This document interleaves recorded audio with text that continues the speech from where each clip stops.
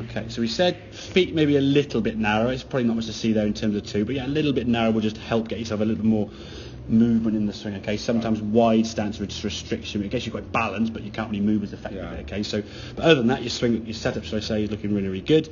Backswing now, I think, on the slightly shorter side. I think a lot of that's to do with the fact your left arm was a little bit tense and tight. So when we get that looser in time, I think the area in here will get a lot looser. It means it's shrugged up. Yeah. This left arm will now get a bit higher, which will get the club face back a little bit further. Don't try and hinge the wrist more or turn your shoulders more, because you're doing both them 90 degrees. It's your left arm across your chest, but if that's locked in here, it's a bit tight, it's not going to move as well, okay? But the feeling you've got to try and have now as you swing the golf club down, this was your left hand one before, glove hand still visible, your right arm now when it's kind of parallel to the ground, the club's all in a straight line, and your glove you can still see that's visible. So you're kind of in that position here, face is left open. And I say open in 2, 3, 4 degrees, not like 20 degrees, it's only a small amount. And when you've got a lot of speed with the driver that you create, that spin increases. You've got less loft as well, so that increases the side spin even further. So from here now, as you sort of soften it, if you look at your right arm there, the same kind of position, your glove hand's gone. Your left arm now is a bit more down into your side slightly, okay? Yeah. There's more of kind of that.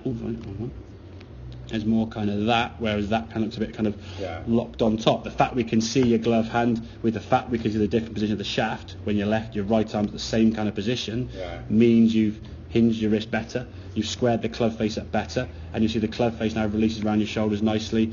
And in time, once that golf ball starts going further and further to the left as a straight shot, you're not going to want to sort of hang back on this right foot and have that left thing. When you finish that swing, your left heel is still off the ground, is it? Yes, it's off the ground there, and then it goes down. So your left foot's off the ground pretty much in the entirety of the down into the hitting area.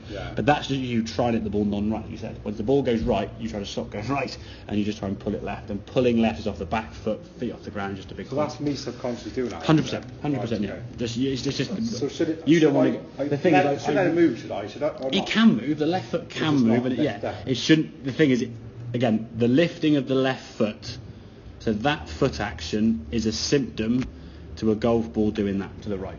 Okay, if you try to change a symptom, it will still happen, and you won't have improved. It's the same way someone's got a cough. You can't improve a cough by just not coughing. You're going to cough. Don't try. No, exactly. I'm just identifying that movement will happen as a result of your foot. I mean, you can see that on this one here now, it hasn't moved as far.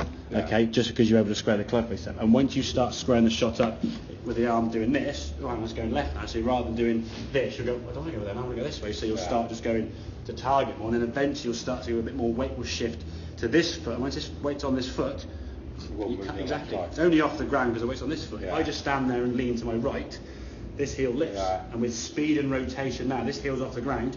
Your foot is going to do that. You break your hip or your ankle or something would snap. It's almost making me not lean backwards, but I am almost going a bit that way. Of course, exactly. And that's why I say the ball position being back a little bit is kind of okay. You get away with it, but it's not the ideal way of doing it. You've only got two wrongs making a right, which is why sometimes it goes really well. You go, that's awesome. 2 holes later, same swing. And that's the thing with a driver. You hit a driver every 20 minutes on the golf course, maybe 15. So you hit one on the first, the next one's on the third tee. That's probably half an hour later. So the memory from the first tee to the third tee, that felt the same.